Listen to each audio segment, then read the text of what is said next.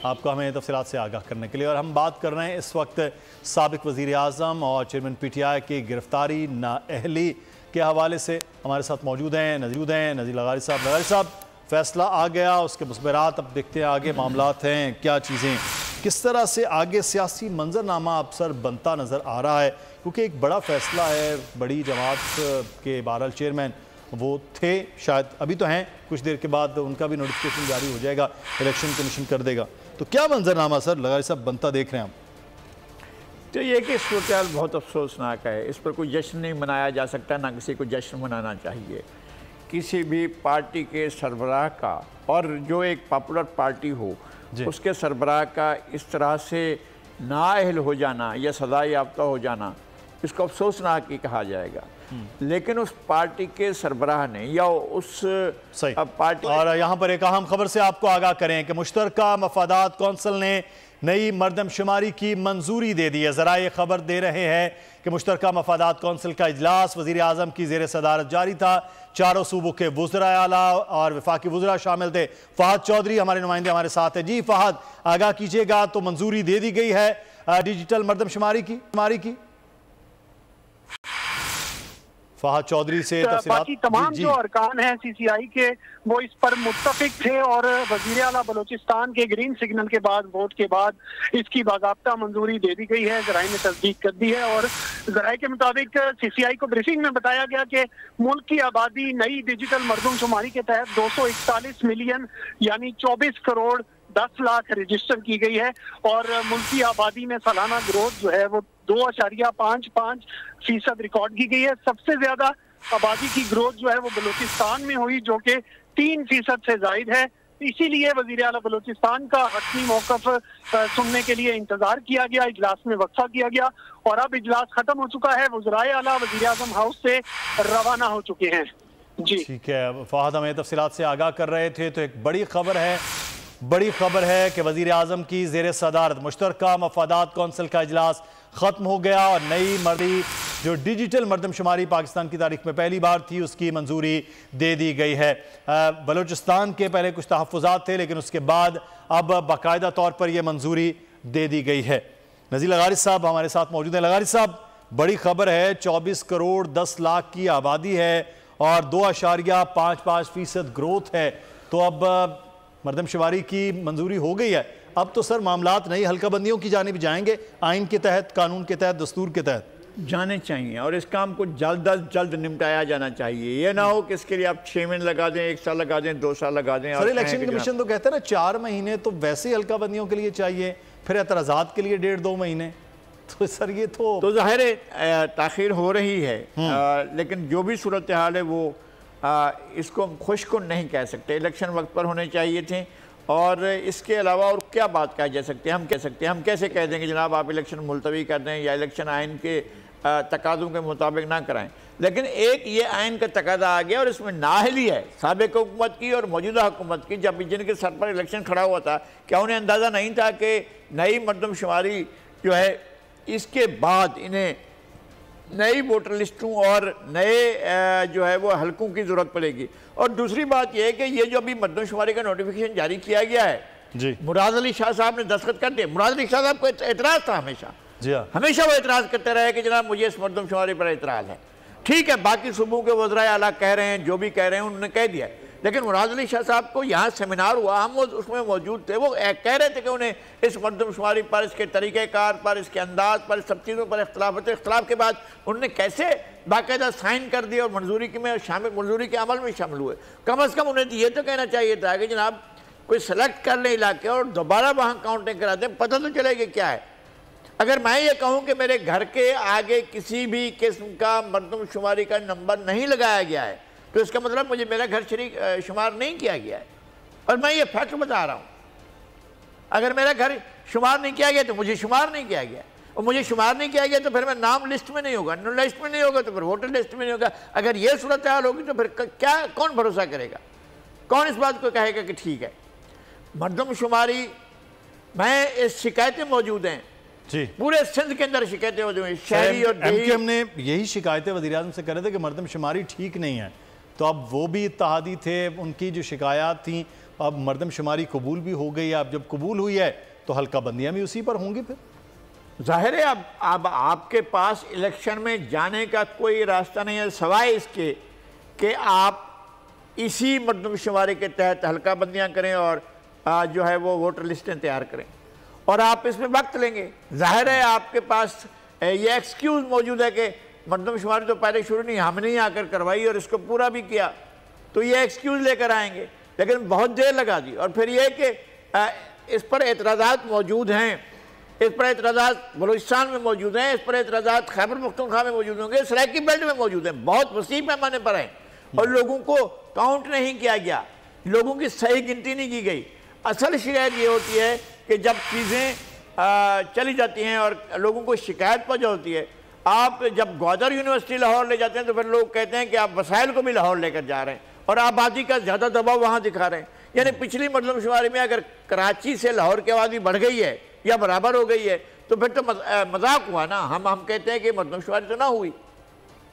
बिल्कुल। और दूसरा बड़ा अहम पॉइंट है सर कि नई हल्का बंदियों के हवाले से इतना वक्त कि वो किस तरह से मंजूरी दी जाएगी, 2/3 अक्सरियत नहीं है, ये कुछ तकनीकी मामला हैं, ये किस तरह से हुकूमत करेगी, कुछ प्लान तो सोचा होगा ना सर। बड़े बड़े दिमाग बैठे हैं, वज़ीर कानून बैठे हैं, आइन को समझने वाले बैठे हैं, तो क्या ये फिर एक नई चीज़ आएगी, एक नई आइनी मामलात आएंगे जो इस वक्त हुकूमत फेस भी करेगी और इसके हल भी निकालेगी? फिर नहीं, इन हुकूमतों के पास पिछले 75 साल से एक बिरोही रहे हैं, शरीफुद्दीन पीरजादे रहे हैं और तरह के पीरजादे रहे हैं, ये सारा कुछ होता नहीं रहा है माजी में। आइन को जो है मोम की नाक समझकर मरोड़ा नहीं जाता रहा है, सब कुछ किया जाता रहा है। अब इनके हाथ में है, ये बैठकर कुछ भी करेंगे, आइन की नाक मरोड़ देंगे और कहेंगे कि जनाब इस तरह से चलें, अब आपको हम इस तरह इलेक्शन में ले जाते हैं, ले जाएं इलेक्शन में। लेकिन मसला ये है कि फिर आपके पास एक और तरीका होगा कि जनाब इसको वैलिडेट करते हैं, आप पहले वारदात कर लें, एक कत्ल कर दें या कोई और वारदात करके कहें कि जनाब आप इसको वैलिडेट कर रहे हैं, आप वैलिडेट करने के लिए चले जाएंगे। मैं कहता हूं कि अफसोस है उन तमाम लोगों पर जो माजी में हुक्मरान रहे, जो आज हुक्मरान रहे, उन्होंने नहीं सोचा कि हमें सबसे पहले अबलियत पाकिस्तान के आइन को देनी चाहिए। किसी ने भी इस बात का ख्याल नहीं रखा और आज भी ये हो रहा है। अगर आप आइन को खिलौना बनाकर रखेंगे, अगर आइन को आप बागीचे अतफाल बना देंगे तो फिर आइन आपके साथ क्या तर्ज अमल अख्तियार करेगा, फिर आप क्या कैसे इस रियासत में रह जाएंगे, दुनिया में इस रियासत का वकार क्या होगा? नगर साहब, ये बड़े अहम सवाल है जो आप उठा रहे हैं। एक तो आज कार्रवाई से मुतालिक जो हमारे नाज़रीन ने ज्वाइन किया उनको बताइए कि आज सुबह ये जब ये कार्रवाई हुई, फिर वक्फा हुआ, फिर दोबारा से कार्रवाई, फिर ये फैसला हुआ, क्या उस वक्त के थे, आप भी मौजूद थे, क्या मामलात हुए? उसके बाद हम पूछते हैं कि अब ताज़ा तरीन जो इमरान खान चेयरमैन PTI के पहुँचने की हैं वो क्या अपडेट्स हैं? एहतशाम आप सुन सकते हैं, तो ये जानना चाह रहे हैं कि सुबह जो केस का फैसला आया है, अदालत की कार्रवाई थी, फिर वक्फा हुआ, फिर उसके बाद दोबारा से चीज़ें क्या अपडेट्स है, उस मुतालिक पहले आगाह कीजिएगा, फिर ताज़ा तरीन आपसे जानते हैं कि जो काफिला अब इस्लामाबाद पहुँच रहा है उसके बारे में क्या अपडेट है। सुबह 8:30 बजे केस की समाअत शुरू हुई जज हुमायूं दिलावर की अदालत में। तो इलेक्शन कमीशन की जो वकला की टीम है वो अदालत के सामने पेश हो गई थी। उसके बाद जो है चेयरमैन PTI की जो वकला की टीम है वो अदालत में नहीं पहुंची थी। ख्वाजा आरिफ के जूनियर अदालत पहुंचे आसिम मिर्जा, तो उन्होंने अदालत को बताया कि ख्वाजा आरिफ नैब अदालत में मसरूफ हैं, वहाँ पे भी चेयरमैन PTI का केस चल रहा है, तो उस हवाले से समाअत में वक्फा किया जाए। अदालत की जानिब से ये सख्त रिमार्क दिए गए थे कि आज हम वक्फा नहीं करेंगे, फैसला सुनाएंगे और केस का फैसला मैं महफूज कर लूंगा। जज हुमायूं दिलावर की जानिब से ये रिमार्क दिए गए थे। उसके बाद 12:30 का वक्त दिया गया। 12:30 जो है जज हुमायूं दिलावर अदालत आए। उस वक्त ख्वाजा आरिफ की अदालत पहुंच चुके थे, लेकिन जज हुमायूं दिलावर ने महफूज फैसला सुनाया, जिसके बाद चेयरमैन PTI को 3 साल कैद, 1 लाख रुपए जुर्माना और IG इस्लामाबाद को ऑर्डर हुआ था जो फौरी उनको गिरफ्तार कर लिया जाए। उसके बाद जो इस्लामाबाद पुलिस लाहौर जमान पार्क के बाहर मौजूद थी, उन्होंने लाहौर पुलिस से मिलकर चेयरमैन PTI को गिरफ्तार किया और गिरफ्तार करने के बाद उनको फौरी जो है एयरपोर्ट पर पहुंचाया गया। लेकिन मौसम की जो है खराबी के बायस वो बाय एयर आ न सके, हेली के जरिए उनको लाना था वो नहीं ला सके। उसके बाद फैसला किया गया कि चेयरमैन PTI को मोटरवे के जरिए अडियाला जेल मुंतकिल किया जाएगा। अब जो है अडियाला जेल के बाहर मीडिया की जो है बड़ी तादाद में नुमाइंदे मौजूद हैं और इंतजार हो रहा है कब चेयरमैन PTI को अडियाला पहुंचाया जाएगा। चेयरमैन PTI के हवाले से अदालत से वारंट भी जारी हुए हैं और जो अडयाला जेल के सुपरिटेंडेंट है उनको ऑर्डर जारी हुआ कि चेयरमैन पीटीआई को सजा सुना दी गई है, लेकिन चेयरमैन पीटीआई को जो है सजा जो सुनाई गई है वो बामुशक्कत नहीं है, उसमें कोई ऐसा जिक्र नहीं हुआ। अलबत्ता ऑर्डर में ये लिखा गया है कि चेयरमैन पीटीआई ने इलेक्शन कमीशन में जो अपने एहसासात हैं वो छुपाए हैं और करप्ट प्रैक्टिसेस सामने आई हैं, उसके बाद उनको ये सजा दी गई है। अब जो है सारा जो फोकस है वो अडयाला जेल पे है, किसी वक्त भी चेयरमैन पीटीआई अडयाला जेल पहुंचेंगे। ठीक है, तो शाम आप हमें आगाह कर रहे थे कि किसी भी वक्त अडयाला जेल पहुंचाया जाएगा चेयरमैन पीटीआई को, जिन्हें लाहौर से गिरफ्तार किया गया है, बजरिया मोटरवे जो है वो यहाँ उनको लाया जा रहा है। तो शाम आप हमारे साथ रहिएगा। सिद्दीक जान, आगाह कीजिएगा क्या अपडेट्स हैं इस वक्त आपके पास, कब तक चेयरमैन पीटीआई की मुमकिन तौर पर आमद हो सकती है अडयाला जेल में? जी एहतशाम कयानी से गुफ्तगू करें। जी एहतशाम आगाह कीजिएगा। हमारे साथ एहतशाम कयानी साहब मौजूद हैं, क्योंकि हमारे पास दो एहतशाम हैं और दिलचस्प बात यह है कि दोनों इस वक्त जो है वो तोशाखाना के केस से बराह रास्त इसलिए जुड़े हुए हैं कि एहतशाम अब्बासी जो हैं वो जो ट्रायल कोर्ट में ट्रायल हो रहा है उसको कवर कर रहे थे। जज हुमायूं दिलावर साहब के पास और एहतशाम कयानी साहब जो हमारे साथ मौजूद हैं, ये हमारे इस्लामाबाद हाई कोर्ट को कवर कर रहे हैं। तो बहरहाल दोनों जुड़े हुए जो है वो तोशाखाना से हैं और वो दोनों आज के दिन के लिए बहुत रेलिवेंट हैं। और जुल्कुरनैन साहब का आपने तारुफ कराया, जुल्कुरनैन साहब भी इसलिए इंपॉर्टेंट है कि सुप्रीम कोर्ट को कवर कर रहे हैं और आज सबसे पहले उन्होंने ये खबर दी कि जो चेयरमैन तहरीक इंसाफ की दरख्वास्त थी इस्लामाबाद हाई कोर्ट में, उस दरख्वास्त पर उस अपील पर एतराज़ात लगे, सुप्रीम कोर्ट ने एतराज़ात, वो तो हम इन्हीं से पूछेंगे। देखें, एक तो अभी एक कंफर्म नहीं है कि वो कहाँ पर पहुँचे हैं, लेकिन यह है कि अभी मुतज़ाद इत्तलात हैं। एक ये भी बातचीत हो रही है कि शायद उनको अडयाला के बजाय अटक ले जाया जाए, लेकिन ये बहरहाल कुछ देर में तफसीलात सामने आ जाएंगी। लेकिन उनके जो वगैरह जारी हुए हैं वो तो बहरहाल उनके मुताबिक तो उनको अडयाला ही मुंतकिल होना है। बाकी जो बातचीत चल रही है वो असल में तो आप उनके कानूनी ऑप्शंस की बात हो रही है कि उनके कानूनी ऑप्शंस क्या हैं और कितना आसान है उनका जो है वो जेल से बाहर आना। अब ये मामला सुप्रीम कोर्ट में टेकअप नहीं होना, ये पहले हाई कोर्ट में टेकअप होना है, क्योंकि ख्वाजा हारिस साहब ने जो उनके एतराज़ है वो ये है कि जब हाई कोर्ट ने कल ये मामला भेजा था जज हुमायूं दिलावर साहब को कि आप काबिल समाअत होने पर फैसला करें, और दूसरा आप जो है काबिल समाअत होने पर भी उन्होंने फैसला करना था और फाइनल आर्गूमेंट्स का मामला भी उनके सामने था, तो उन्होंने काबिल समाअत होने पर जो किया, उन्होंने कहा कि मेरे जो दोनों पहले फैसले हैं उसकी बुनियाद पर मैं जो है वो काबिल समाअत करार देता हूँ, और ये क्योंकि आके उन्होंने मज़ीद दलाइल नहीं दिए तो इसलिए उनकी ये दरख्वास्त जो है वो मैं मुस्तरद करता हूँ कि ये काबिल समाअत नहीं है। अब मामला ये है कि उनकी काबिल समाअत होने के दोनों फैसले, जो दोनों फैसले हैं वो दोनों इस्लामाबाद हाई कोर्ट कलअदम कर चुकी है। ये एक बड़ा एक पॉइंट है इसमें लीगल। लेकिन दूसरा ये मामला है कि इस्लामाबाद हाई कोर्ट ने कल नेक्स्ट वीक के लिए जो नोटिस किए थे वो स्टे वाले मामले में भी नोटिस किया था, जो हक के दिफा ख़त्म किया गया है, जो गवाहों को नहीं लाने दिया गया उसको भी उन्होंने नोटिस किए थे, और फिर ख्वाजा हारिस साहब की दो और इस्तदाएँ थी। एक उनका ये था कि जो इलेक्शन कमीशन का रिकॉर्ड है वो मुकम्मल हमें फराहम नहीं किया गया। दूसरा ये था कि जो एक मेन गवाह हैं जो चेयरमैन पीटीआई के खिलाफ, उनके दस्तखत मुख्तलिफ हैं दो जगहों पर, जो बकौल ख्वाजा हारिस साहब के एक दस्तखत जाली हैं वो उन्होंने नहीं किए, लेकिन उस गवाह का ये कहना था एक जगह मैंने इनिशियल्स किए हैं, एक जगह मैंने मुकम्मल दस्तखत किए हैं। तो ख्वाजा हारिस साहब ने कहा जी मैं आपकी बात मान लेता हूँ, ये बताएं कि आप रूटीन में भी ऐसे ही करते होंगे ना कि किसी डॉक्यूमेंट पे इनिशियल्स करते होंगे, किसी डॉक्यूमेंट पे दस्तखत करते होंगे। उन्होंने कहा बिल्कुल ऐसे ही है। उन्होंने कहा आपको एक डॉक्यूमेंट ऐसा प्रोड्यूस कर दें तो वो प्रोड्यूस नहीं कर सकते। ये सारे पॉइंट अभी पेंडिंग है इस्लामाबाद हाई कोर्ट के पास, और इस्लामाबाद हाई कोर्ट के पास जो जज साहब की पोस्टों वाला मामला है उस पर भी इब्तदाई तो कुछ बात की थी ख्वाजा हारिस साहब ने, लेकिन उसके डिटेल्ड आर्गूमेंट्स नहीं हुए थे ख्वाजा हारिस साहब के मुताबिक। वो कहते हैं कि अभी तो मैंने चैलेंज करना था एफआईए की रिपोर्ट को, एफआईए ने जो है वो टेक्निकल बुनियादों पे इसको उड़ा दिया, कहा कि जी कोई उनके फेसबुक अकाउंट पे पोस्ट नहीं है। तो इस सारे मामले में बहुत से कम तो बहरहाल हैं, फ्लॉज हैं बहुत सी जजमेंट में, लेकिन अब ये मामला हाई कोर्ट में जाएगा। हाई कोर्ट में कब तक ये मामला जो है वो टेकअप हो सकता है? मैं मुदस्सिर भाई की जगह पूछ लेता हूँ कि आप ये बताएं, क्योंकि आप इस्लामाबाद हाई कोर्ट को कवर कर रहे हैं, कि कब तक, अगर ये मंडे को डेफिनेटली उन्होंने अपील में जाना है इस फैसले के खिलाफ, तो कब तक आपको ये मामला टेकअप होता हुआ नजर आ रहा है? एक दिन में, 2 दिन में, पूरा महीना नहीं होगा, क्या होगा? ये जरा हमें भी थोड़ा सा बताएं और हमारे नाज़रीन को भी बताएं।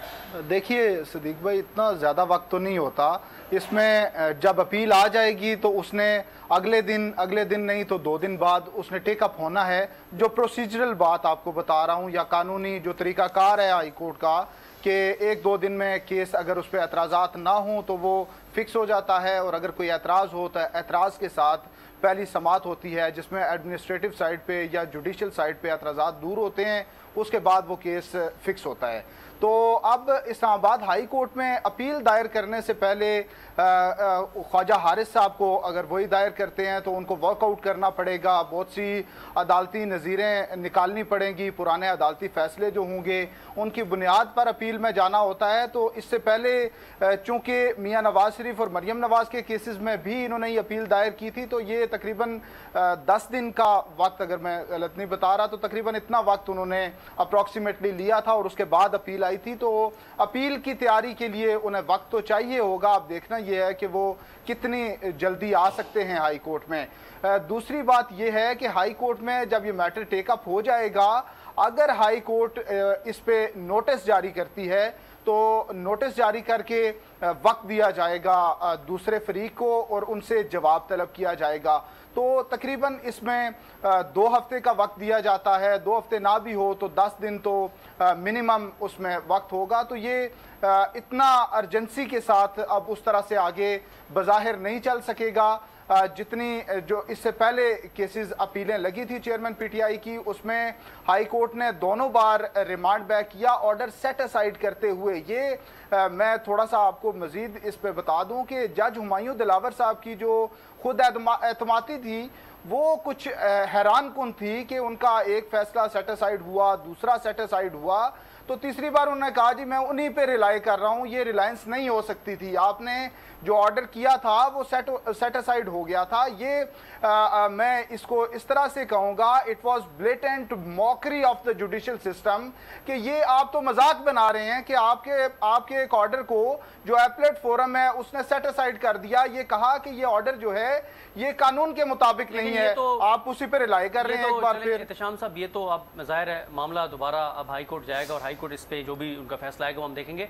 लेकिन मुदस्सिर भाई आपकी इजाज़त से मैं ज़रा जुल्करनैन साहब से पूछ लूँ। जुल्करनैन साहब, मामला ये है कि कल जो एक फैसला आया था हाई कोर्ट का उसको चैलेंज कर दिया चेयरमैन पीटीआई ने आज, जिस पे आपने खबर भी दी कि एतराज़ात लगे, तो एतराज़ात भी बताइएगा, लेकिन ये बताइएगा कि आपका माशाल्लाह बहुत एक्सपीरियंस है, आप बड़े हाई प्रोफाइल केसेस को आपने कवर किया है, चाहे वो शरीफ ख़ानदान क्यों और दीगर पॉलिटिकल शख्सियात के बड़े बड़े केसेस को आपने कवर किया है। इस केस में अब कानूनी भी सिचुएशन बताएं और एक जो जाहिर है इसका एक इम्पैक्ट भी है, जिस तरह के नीचे फ्लॉज, वो सारी चीज़ें, तो वो जो उन्होंने कल के फैसले के खिलाफ अपील की थी वो अब इन्फेक्शस हो गई है या नहीं, वो आगे कंटिन्यू हो सकती है, इस पर ज़रा थोड़ा सा हमें बताइए और हमारे नाज़रीन को भी। देखिए, इतराज़ात सुप्रीम कोर्ट की जानिब से जो लगाए गए रजिस्ट्रार ऑफिस ने वो ये लगाया, एक तो कि जो AOR के वकला के दस्तखत हैं वो प्रॉपर नहीं किए गए, दूसरा ये कि जो मेमो ऑफ अपील है या जो फ्री कैन होते हैं उनको आपने एक नोटिस बेसिकली देना होता है कि हमने ये फ़लाँ अपील दायर की है, उसके हवाले से इतराज़ दायर किया गया कि वो उसका जिक्र प्रॉपरली नहीं किया गया और रिस्पोंडेंट्स को जो नोटिस है वो प्रॉपरली ड्रा नहीं हुआ। टेक्निकल नोयत के ये 2-3 इतराज़ात हैं। तीसरा है कि जो जब भी अपील दायर की जाती है उसके साथ कोर्ट फीस होती है जो सिर्फ 250 रुपये है, और जो टिकट्स उसके ऊपर लगते हैं डाकखाने के, वो कहा गया कि वो प्रॉपरली नहीं लगे हुए। साथ ही साथ मुख्तलिफ हैं, तकरीबन 6 से 7 पेजेस का हवाला दिया। तारीख का अमीर,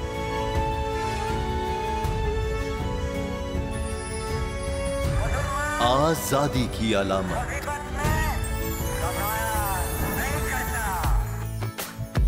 हुस्न का आईनादार, फिक्र व नजरिए की अक्कास,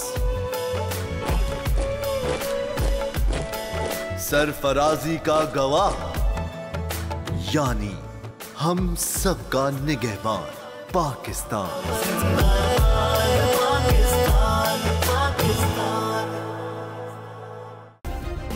सब्सक्राइब करें और बेल दबाएं ताकि कोई खबर रह न जाए।